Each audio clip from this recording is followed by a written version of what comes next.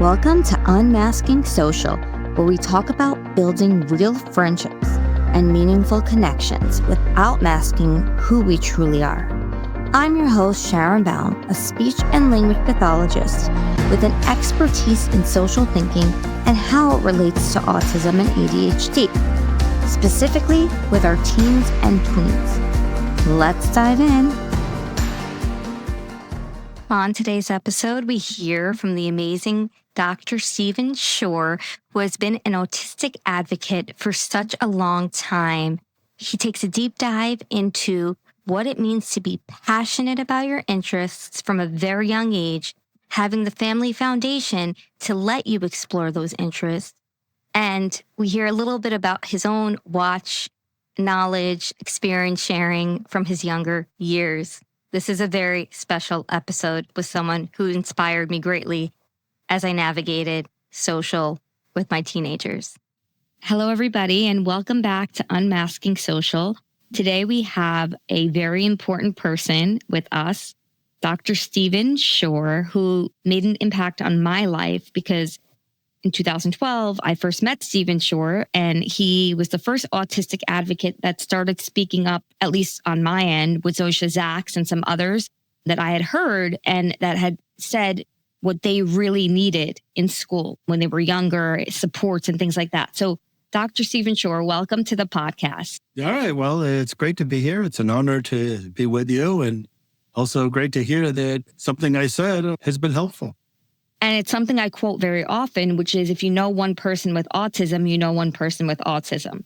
And that's something you said on that day. And I still use you as a quote, even though you're not the only person that has said it. It came out of your mouth. So yes. So thank you for being here. Wear it out. I'm wearing it out. I literally use it all the time because I think that that's really the crux of all of this, is that you're speaking to advocacy. You're such a big advocate, but you know that there are so many differences, and sometimes people forget about that. And so now we're becoming more neuroaffirming, we're understanding more because of people like you. So can you tell us a little bit about your journey growing up? Because I know that it wasn't so simple in the sense that it's not 2025. You didn't even know that you had autism. You just knew something may have been wrong, or were you aware that maybe something else might be going on? Well, it goes back to my parents. Okay. And I was one of the 30% of us that was struck with the regressive autism bump. So after 18 months of typical development, then I regressed, had meltdowns, withdrew from the environment, and became a pretty severely affected autistic individual. In today's terminology, probably I would have been considered as on the spectrum, autism spectrum, needing support at level 2 or 3, depending upon the environment. Can you elaborate on that? Yeah, sure. Well, autism these days, the subtypes are gone, so there's no Asperger's syndrome, no classical Tanner's autism, high or low functioning. So the DSM, people who developed the DSM definition decided to do away with the subtypes, but rather just call it autism spectrum. Specifically, they call it autism spectrum disorder. I'd rather use autism spectrum difference. And then if we do that, we can keep the D and still call it ASD. Yeah, And people aren't using that so much. Maybe they should. Yeah, they should.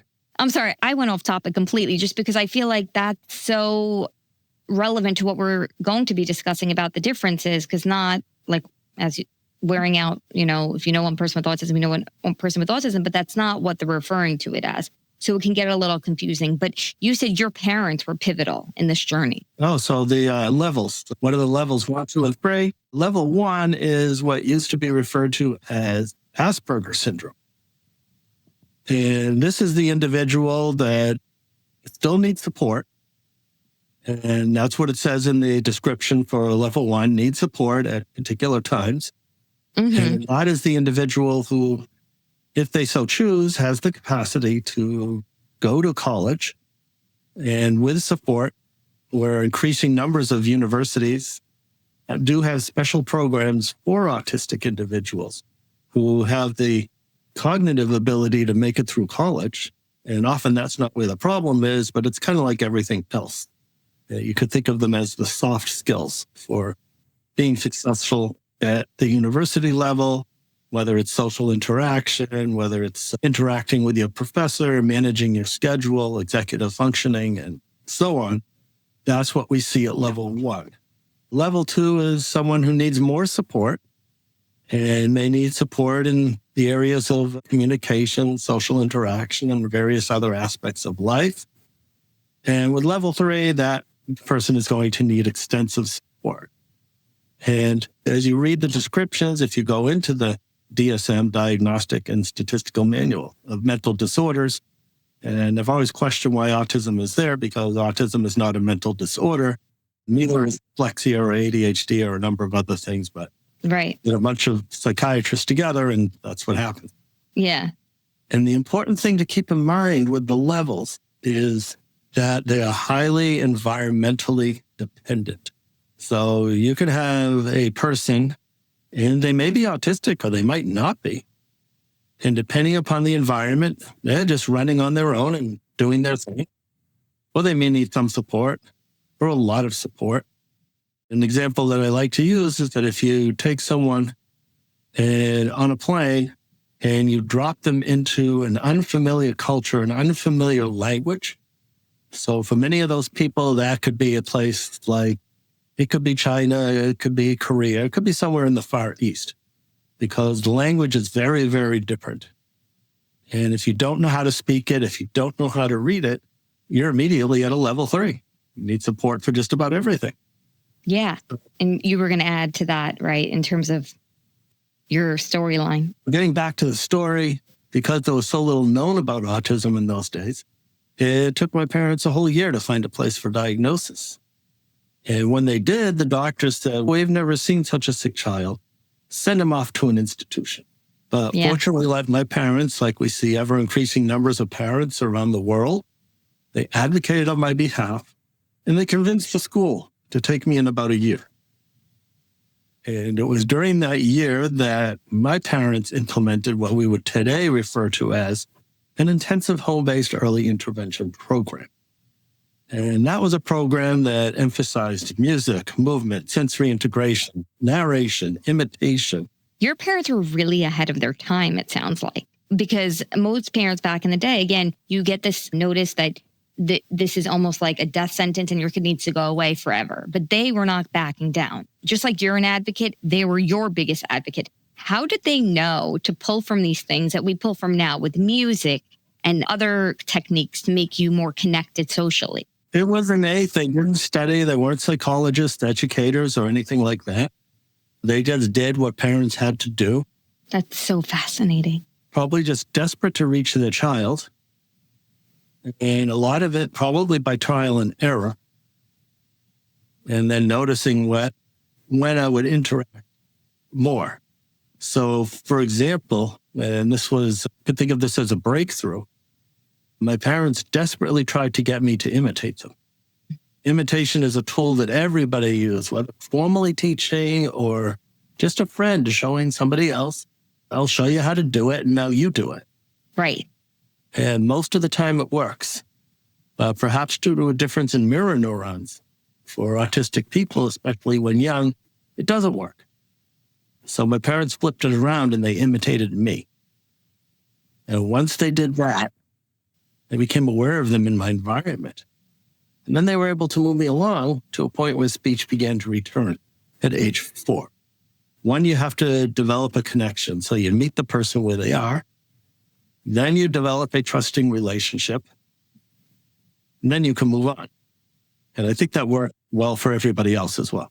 It's so interesting because they literally were pulling from tools 25 years later because, the way that they would even imitate you, right? It's that neuroaffirming way that we think about it and that I was trained in 15 years ago or 14 years ago, I can't even count anymore, in this collaborative program for individuals with autism and social communication challenges where we're supposed to get into the minds of the people that we're working with rather than then get in our minds. And so they were literally taking the social thinking concept of really understanding you, which I think is really the key, like you said, to success is really understanding each individual who you're working with and modeling from them from an approach of what they're doing, what they're interested in, what their strengths are.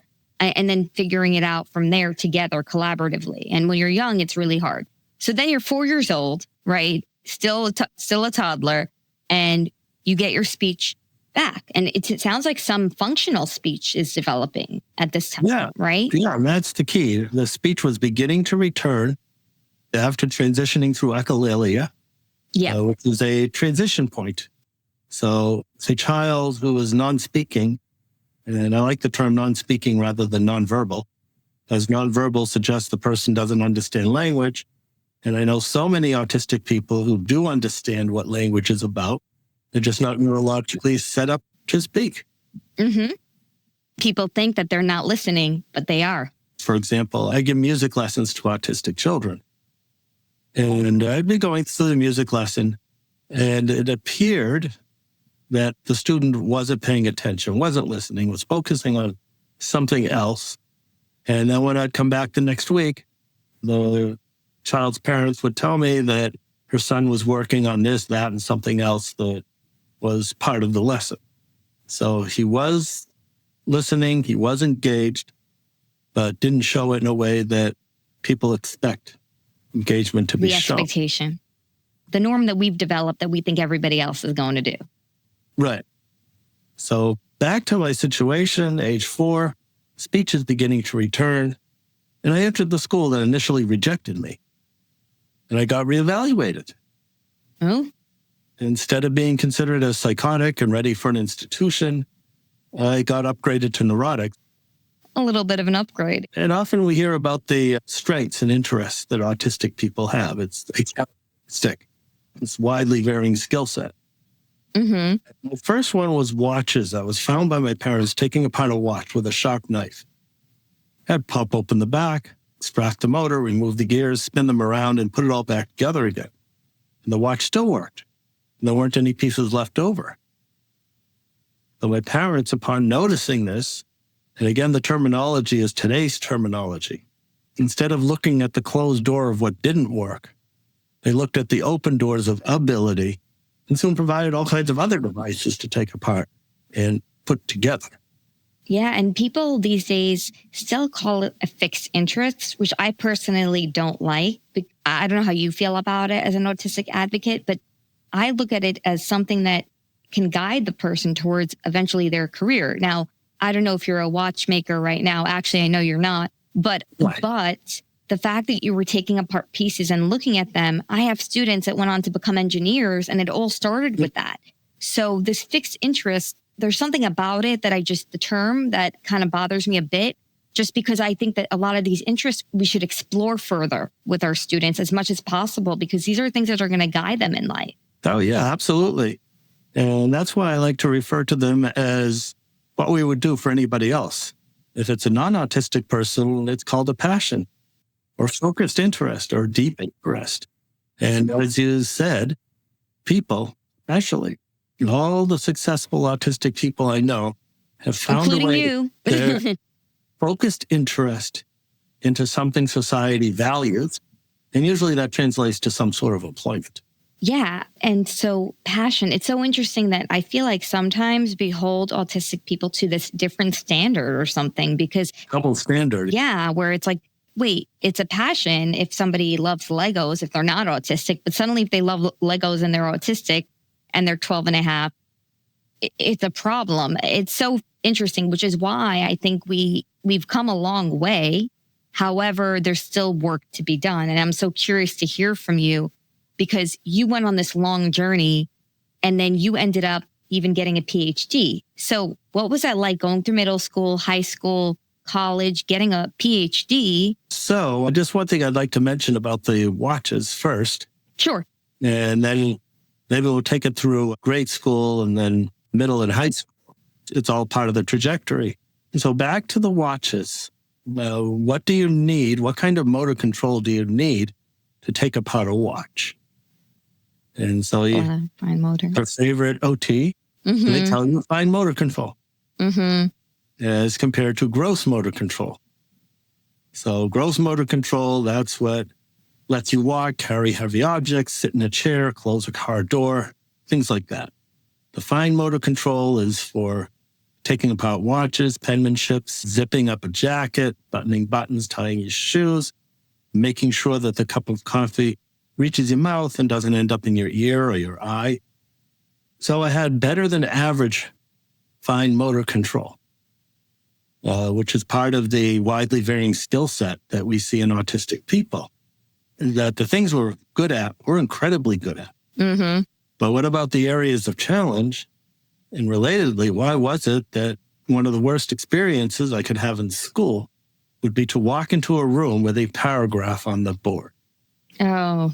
And it would take me all period to get through a few words, and everybody else had gone to recess. And that's fine. You need some pretty hardcore fine motor control to write. Mm-hmm. And visual motor integration. Yeah. So if I had it to take apart a watch, and then later on it transferred to bicycles and musical instruments, and where'd it go when it came to penmanship? And there's some interesting explanations you can get from that same occupational therapist that you asked about motor control. Mm-hmm. In addition, this is also a really good example of the sharp lines of demarcation between the abilities that autism gives us and the very real disabilities that autism provides as well. And always when you ask about a disability, is it something that is created by society? Or is it something really the person is unable to do?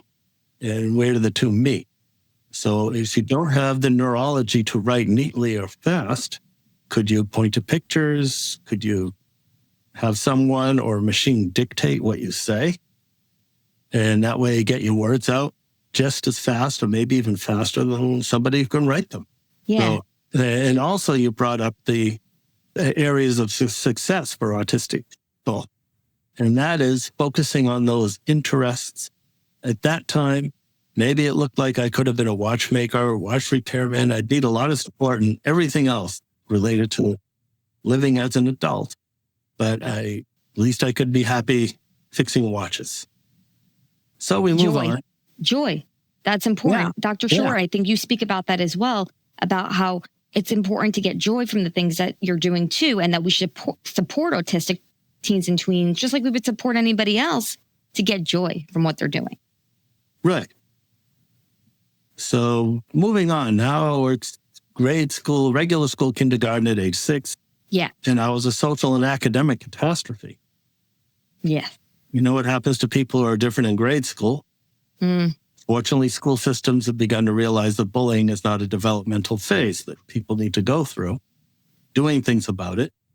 Academically, a grade behind in most of my subjects, while at the same time, I spent most of my elementary school days going into the library, getting books on my favorite subjects, taking notes, copying diagrams, reading them again.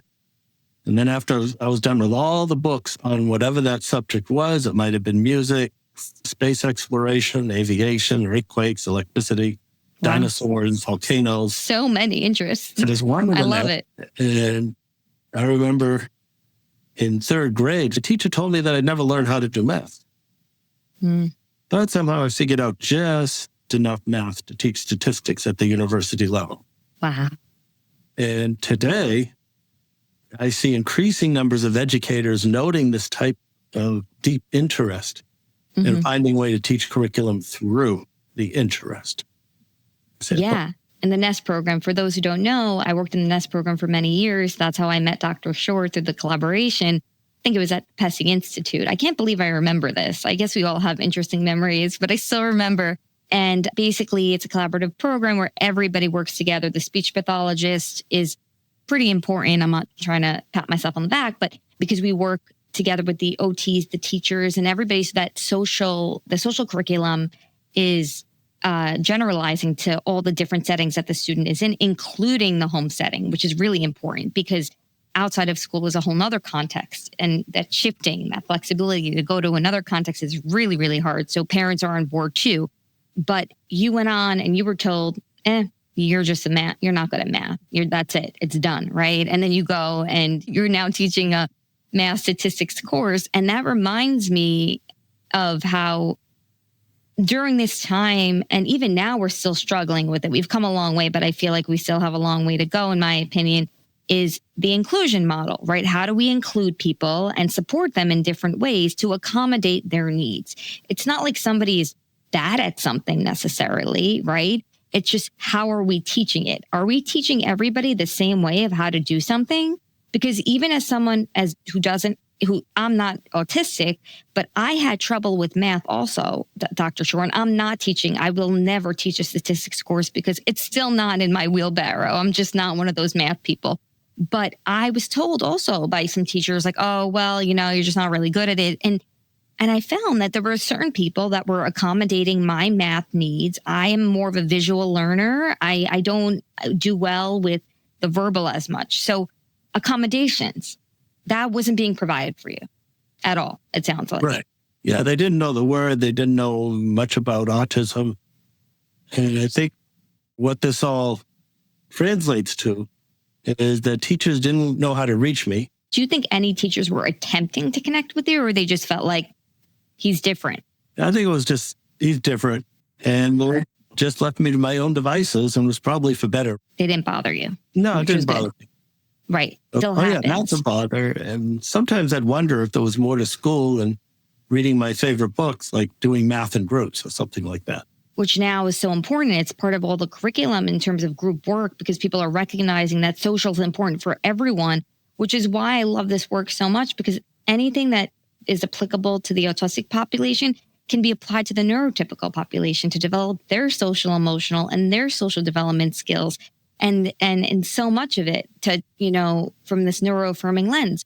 But so you go through this whole long journey, and you mentioned bullying, and that really sticks out to me because I always worked with teens and tweens, and that's a big portion of who's listening to the podcast and their families. And I've seen this over and over again where they're struggling so hard to fit in, and they'll do whatever it takes to make a friend. And I'm just curious, Dr. Shore, from your experiences, what is something that maybe, or a couple of things that you can share in terms of advice for these neurodivergent individuals who are struggling to make friends at the cost of being bullied? Because I see that sometimes they don't understand the balance and equilibrium of a friendship. Even subtle bullying occurs where they don't even realize that someone's making fun of them. Or social media, I see that they're being bullied online, and Right. Schools only do so much to a point. So what is something that you can say to them about, okay, you may not feel like you're fitting in, but these are some things that maybe you should be on the lookout for, especially because you're vulnerable in this area? Yeah. What I tell the students having a hard time at this age is you can wait until college. It gets much better. So it gets better once you get out of grade school. But for now, you're stuck in grade school. Right. And so while in grade school, you can make friends through your interests. For example, being interested in music. My parents found some community musical ensembles for me to play in. When being interested in bicycles, that came later as well. And I got it to a point where I could take a bicycle apart down to the ball bearings and get that back together again. So by that time, maybe it looked like I could have run a bicycle shop, been a bicycle mechanic. And actually, I did all of that. And had my trajectory gone in a different direction, I might still be doing that and be happy and have joy in that. So you can go outside of the school community. Yeah. And that's something I speak with parents a lot about in terms of, are there any social groups that fit the interests of the child that are after school?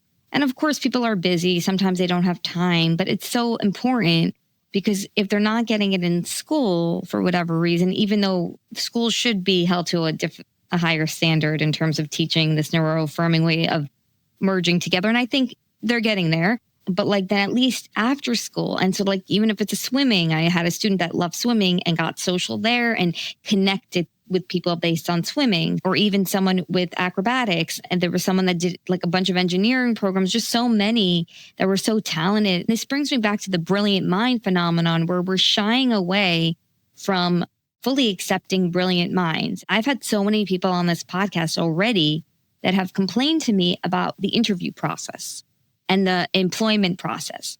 finding a job, interviewing. I'm already at that point in this podcast because it's coming up every time. This is still a big problem because these people have so much to offer in terms of all the interests that they've developed, and the knowledge is so extensive that they can really help build up. They are helping build up our world. What do you think is the problem here with, where are people dropping the ball with helping our teens and tweens transition with interviewing? Because we try to help them as SLPs and then getting a job. Yeah, well, I think interviews go in under the category of something that's just not going to really work. And I have a good example. Through middle school, becoming interested in music to a point, and that's the silver lining of middle and high school. You start seeing courses, clubs, and activities based on particular interests, which can then be joined. And for me, it was music. There was an electronics class that I liked, a woodworking shop. I started a bicycle club. And you started it. Yeah. You were exhibiting leadership roles. Yeah, I guess I was. Yeah. Well, with music, I got so taken up with music that I got it into my head that I needed to learn how to play all the instruments. So there I was spending hours in the instrument closet, taking apart instruments, sometimes combining several instruments into these horrific contraptions that never should have seen the light of day. And while I didn't learn them all, I got it up to about 15. So maybe that could be a direction I could go in. And now we're in high school. And it's good you bring this up, and also employment. My first formal job was working in a noisy restaurant, clearing tables. And that was just a basket full of sensory and social violations. It wasn't good. I realized I needed to do something else, something I liked. And I thought about, I like my bicycle, built my own custom bicycle. Why not get a job as a bicycle mechanic? And then the best part of that would be, one, fixing bicycles and then getting bicycle parts at a discount because I work at the store. So what I did is I got on my bicycle that I built from the ground up, made the rounds of all the bicycle shops in the area, I think about a dozen. I'd identify the manager or the owner, supervisor, and start nerding into my bicycle with that person. Wow. At a level that only someone who was into bicycles. And this person was accepting of you. The person they came in to talk about my bike, or I'd ask a question about some esoteric aspect of it. So that initial connection is what maybe helped this person look at you in a way that was, oh, wow, he has a lot to offer, right? Yeah, so then we get the conversation going. And just like you said, I'd ask him for a job. Right. And by that point, he knew that I understood bicycles and I knew my way around a bicycle. And it took 11 or 12 times, but I eventually got a job where I could mediate my sensory input by working in the back of the shop, fixing bicycles, which I really like to do. Or I could come to the front of the shop and perseverate on bicycles with whoever walked in. That's how you sell. So you I talk think, about it. Even though I didn't realize what I was doing, but what I did was the portfolio method of looking for a job. In other words, showing my work. Mm-hmm. And talking about the work, none of the small talk, shaking hands, how long do you make eye contact, how many times do you pump the interviewer's hand up or down. Really? I didn't know that. Yeah, it's the average. I mean, it could be 2, it could be 4, but can't deviate too much from that. Mm-hmm. And us autistic people can learn that. But if we are thinking so much about, well, let's see, 3 times, don't use a vice grip, and don't shake your hand, don't shake the hand like a dead fish, make a certain amount of eye contact. Remember that the interviewer sits down before you do. But then what do you do when the interviewer says, I have a seat while I look something up in my file? Mm-hmm. And then you think, well, I've learned that the interviewer sits down. This is a test. I need to pass this test. And maybe I'll say to the interviewer, well, you're supposed to sit down first, so I'll just stand here and watch you look on files. And when you sit down, I'll be happy to sit down too. Right. So you know where that's going to go. And if you have to remember all these things and then what happens when the rule is bent or broken, then what do you do? Right. And that brings to mind some work that a colleague and I did. To be specific, we've been friends and thought I know Robert Nassif. He's also he's a parent. Oh, good. Yeah. So he is a big advocate. We've been collaborating and been friends for probably 25 years. Wow. He has an adult autistic son. Yeah. And he has a very interesting story. If you've had him on the podcast. He's supposed to come on, though. Oh, well, then he'll tell a very interesting story with his son, where his son, that time, and maybe even now, would be considered level 3, level 2 and 3. And when his son was young, it was a very challenging time for him, for everybody, actually.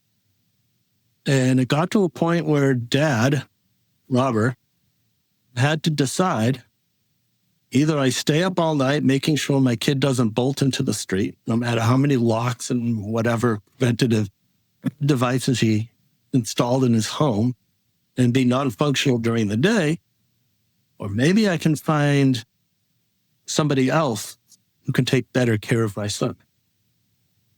Big decision. And so that's where he made the very difficult decision. Robert has been very involved in this home and with his son. Oh.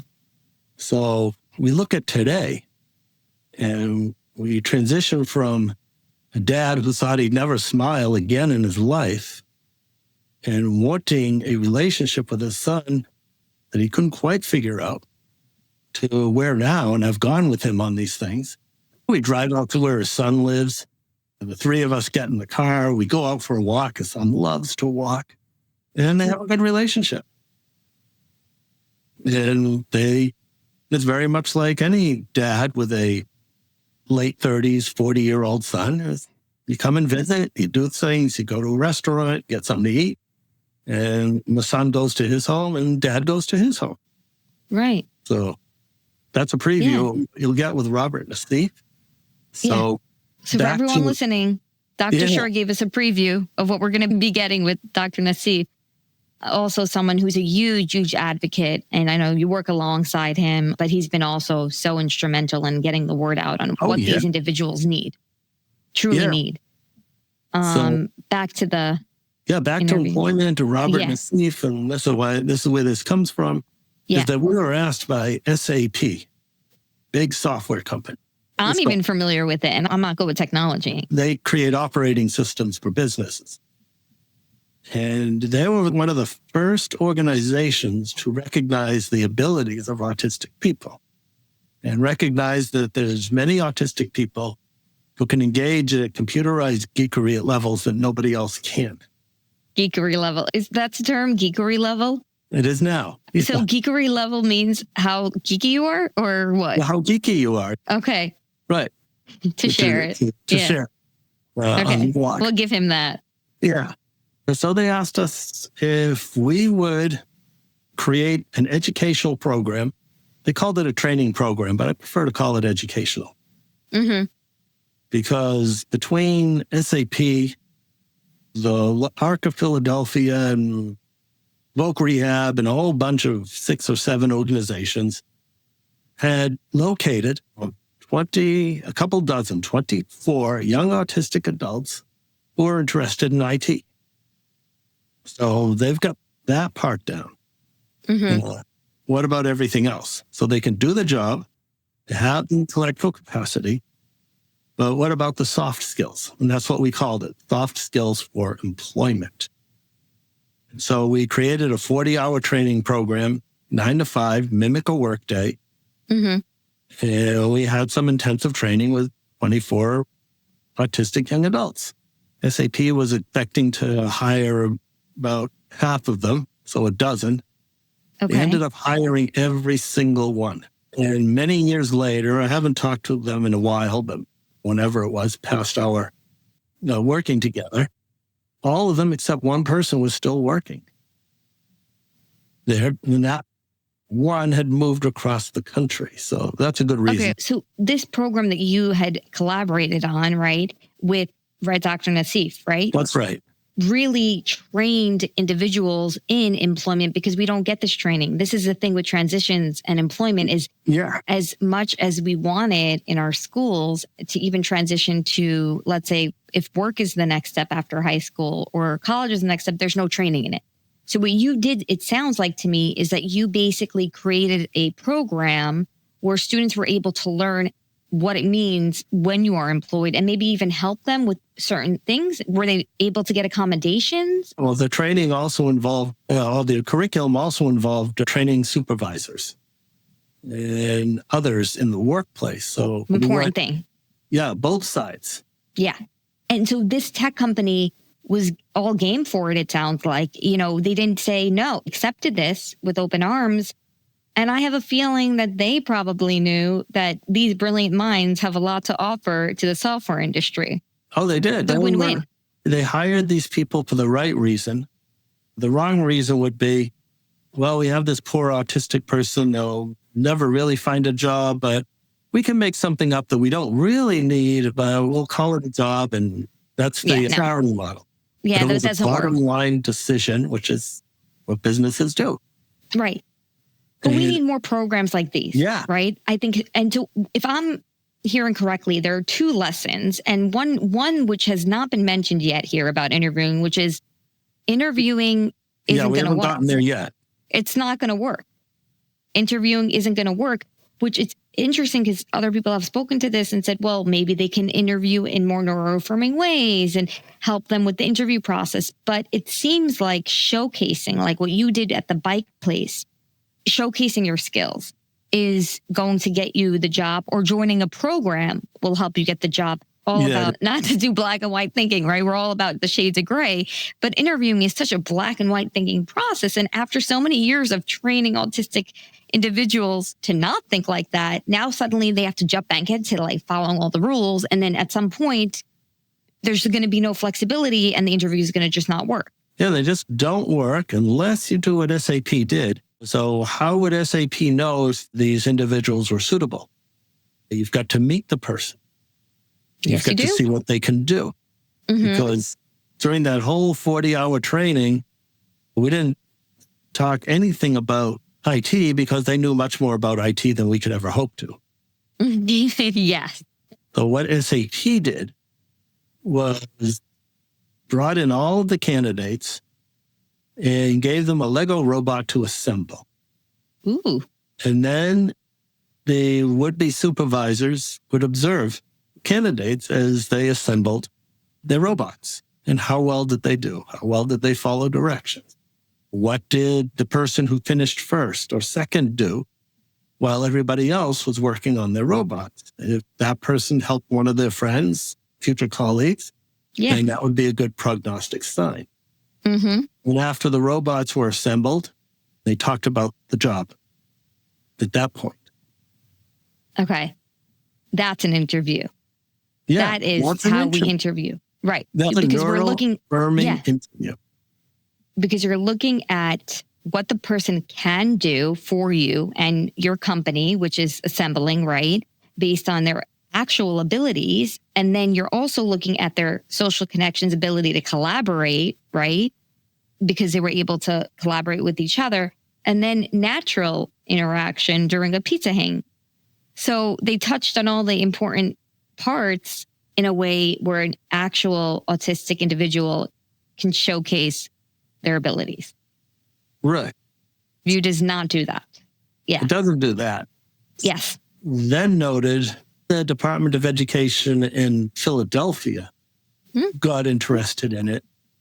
And so one thing we decided was that, no, we're not going to sell this curriculum for $10,000, but we're going to make it available for free on the ARC website. On the ARC website? Yeah. ARC of Philadelphia, to be specific. Specifically for Philly. Well, for anybody, actually. It lived on their website, but you could have gone onto there and downloaded it, or anybody else could. Can people still go on now if anybody's listening, or is it not available? Well, you should contact me because they took it down. Okay. And they had to they had a reorganization. So you'd have to ask one of us because we made sure to keep a copy in case anybody wanted it. We both freely share it. That would be then amazing. This Department of Education of Philadelphia got interested, and they took it on and modified it, I think, for transition age individuals. And then the government of Qatar noticed it. Really? Qatari government has an organization that they call the Qatar Foundation, which funds all kinds of research and programs and whatnot. And it was this Qatar Foundation that asked Robert and I to develop a 40-hour trainer program so that they could better hire their neurodivergent population. So now it's autism plus other neurodivergent conditions. Which is so important. Yeah, it is. That you've branched out, because there's so many others struggling. And under this neurodivergent spectrum, everyone always asks what goes under there. This is like the controversy that is ongoing daily. Mm-hmm. But Dr. Shore, tell us, what does it mean to be neurodivergent? Well, that's a good question, because people ask, and what's the difference? And us, we argue about it. So say it here. And what's the difference between neurodiversity and neurodivergent? And when do you use one? Mm-hmm. So neurodiversity, that is a term that stems from biodiversity. And so you can apply that to the way people think, the way people's brains are set up, and call it neurodiversity. Everyone has different brains. Yeah, there's huge differences between the way people look. I mean, people generally have 2 eyes, 1 nose, a head, 2 hands, and so on. But you travel around the world, and even you don't have to in the United States, people look very different from each other. There's great diversity physically around the world and in small communities. And likewise, there's great neurodiversity. Mm-hmm. So when I teach my course on diagnosis and intervention in autism, there's 30 students. I have a neurodiverse set of students. Now, some of those students are going to have ADHD, maybe autism, maybe some other undisclosed or unrecognized, but still neurological difference. And it's these individuals who are neurodivergent. It's estimated about 20% of the population is neurodivergent. And the people who we see diagnosed as autistic with ADHD, intellectual disability, Tourette syndrome, various others. So anytime the brain functions differently than a neurotypical brain, then it's neurodivergent. Neurodiversity just means that our brains are all going to function differently, just like in biodiversity, where you got different things in biology, right? Different plants and animals and things that operate differently. Yeah, exactly. Okay. So I'm just laying it out there because people still argue. The United States is a very neurodiverse, biodiverse, every other type of diverse population. Absolutely. Those of us who are a little bit more neurodiverse. So, Dr. Shore, you've done so much. You've co-authored books. You've started these groups. You've prepared people for employment. Out of all the things that you've seen and that you've done, what are you most proud of? Humble brag. Humble brag is being given the gift of being able to share my experiences and insights into autism, and being able to do that in so far 58 countries and counting. 58? 58. Can you say what your favorite country was? Some of them are. Some of them, yeah. Russia's got a bad name now, but I really liked going to Russia because the people there are great, the food's great, and there's some That's a good reason. Yeah. That are doing some excellent work. And likewise.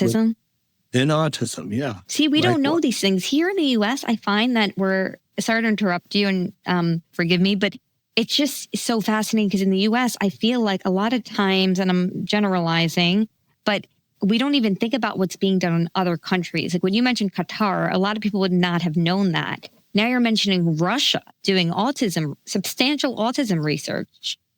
So we need to learn more about what other countries are doing because we can learn from them. So Russia, you said the food was great, the people are great, and they're doing this great. They're doing this great work, I should say. They're doing research too, but what I'm most exposed to are programs. So there's a program there. It's run by Igor Spitzberg. He's a dad of an autistic child and always takes a parent of an autistic child, really do something. And They do very groundbreaking work. Yeah. So he's got this great program called Our Sunny World that easily holds its own to anything that's going on here in the United States.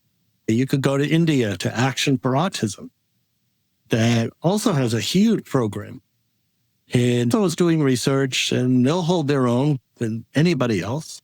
You can go to Peru to the Ian Sullivan Center, and there you find this big sprawling program for people with disabilities, a lot of autism in there, disabilities in general. And they also have satellites. All of these organizations have satellites that also do the same work as a team.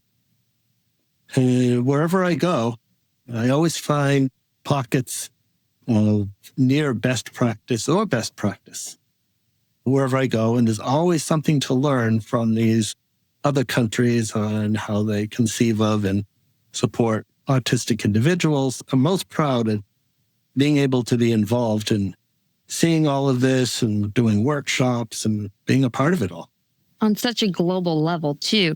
I mean, even just the way you impacted me in my work, that's one person. So think about all the professionals that you've impacted, but then also all the autistic individuals you've impacted, and then people around the world.